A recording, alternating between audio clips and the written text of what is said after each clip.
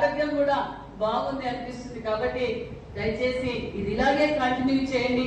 మరి ఇందాకే టేబుల్ అంతా చెప్పారు, చాలా సంతోషం.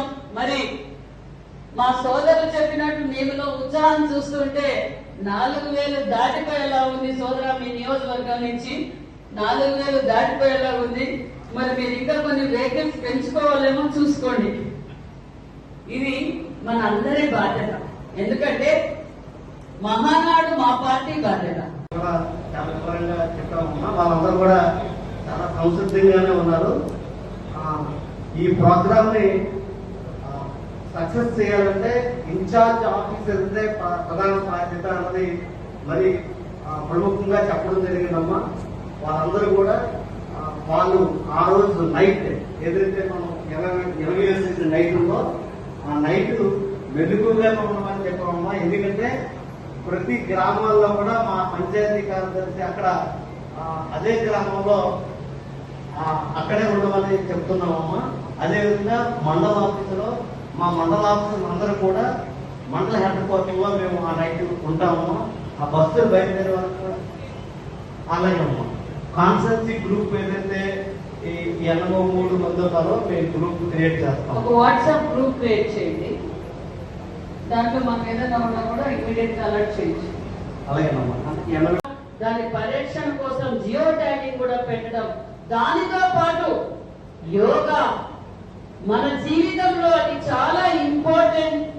అది ప్రజలకు అవేర్నెస్ జరగాలి. 175 నియోజకవర్గాల్లోనూ ప్రతి మండలంలోనూ ఈరోజు యోగా అవేర్నెస్ క్లాసెస్ జరుగుతున్నాయి. ఇది తెలుసుకోవడం వల్ల, యోగా చేయడం వల్ల ఆరోగ్యం బాగుపడుతుంది, వారి కుటుంబం బాగుంటుంది అని చంద్రబాబు నాయుడు గారు గ్రహించడం, ఈ రోజు మళ్ళీ మనకి మన రాష్ట్రానికి అవకాశం కల్పించడం చాలా సంతోషం. ఎందుకంటే ఈ రోజు చంద్రబాబు నాయుడు గారు 75 సంవత్సరాల యువకుడు అంటున్నామంటే దానికి రహస్యం యోగా. ఒక పక్క ప్రధానమంత్రిగా యోగాలో ఉన్నాడు కాబట్టి ఆరోగ్యంగా ఈ రోజు దేశాన్ని పరిపాలిస్తున్నారు.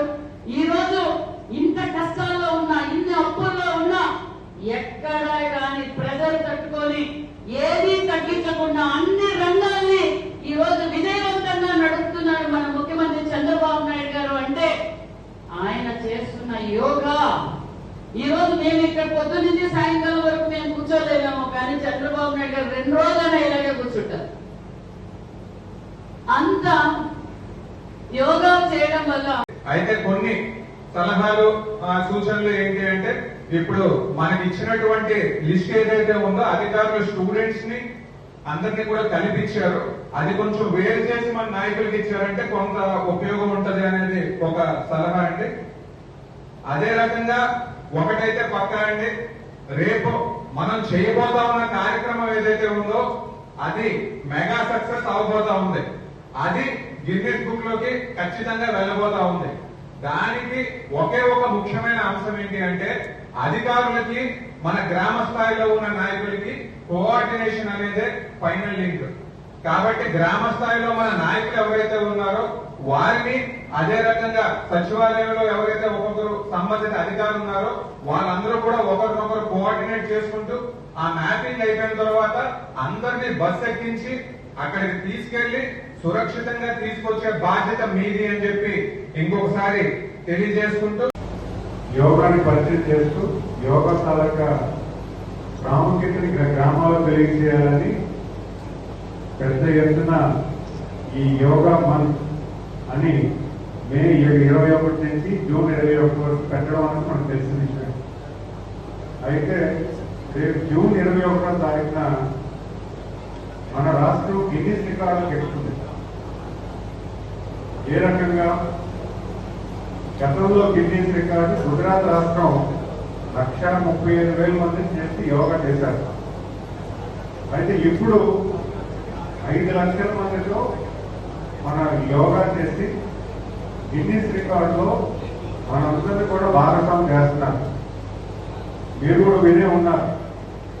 గిన్నిస్ రికార్డ్ సర్టిఫికేట్ ఎవరైతే బస్సులో వెళ్ళి అక్కడ యోగాలో పార్టిసిపేట్ చేస్తారో వాళ్ళకి సర్టిఫికేట్ కూడా ప్రభుత్వం కల్పిస్తుంది. సర్టిఫికేట్ ఇస్తున్నారంటే గిన్నిస్ రికార్డులో కూడా వాళ్ళు భాగస్వాములే. భారీగా వస్తారు కాబట్టి మనకున్నటువంటి రోడ్స్ కానీ ఇన్ఫ్రాస్ట్రక్చర్ కానీ ప్రాపర్గా ఉండకపోవచ్చు. వెళ్ళే ఆఫీసర్ కానీ మేము కూడా ప్రతి బస్సుకు కూడా ఒక లోకల్ నాయకుడిని ఇస్తాం. మీ లోకల్ నాయకుడు మీరు కలిసి మీరు బస్సు మొదలవడానికి 3 o'clock మొదలవడానికి పెట్టడం జరిగింది. 3 o'clock మొదలవ్వాలంటే కనీసం 2:30 నుంచి బస్సు దగ్గరికి అందరినీ తీసుకొచ్చుకోవాల్సిన పరిస్థితి మీరందరూ చేయాలి. ఎందుకంటే మనం 5:30 కల్లా మన వెన్యూలో మనకి ఇచ్చిన కంపార్ట్మెంట్ లో మన మనుషులు అక్కడికి వెళ్ళిపోవాలి. ఎందుకంటే ఇది గిన్నిస్ రికార్డ్ కాబట్టి ప్రతి ఒక్కరికి కూడా ఒక బాక్స్ ఇస్తారు. కంపార్ట్మెంట్ లో ఒక్కొక్కరికి ఒక బాక్స్.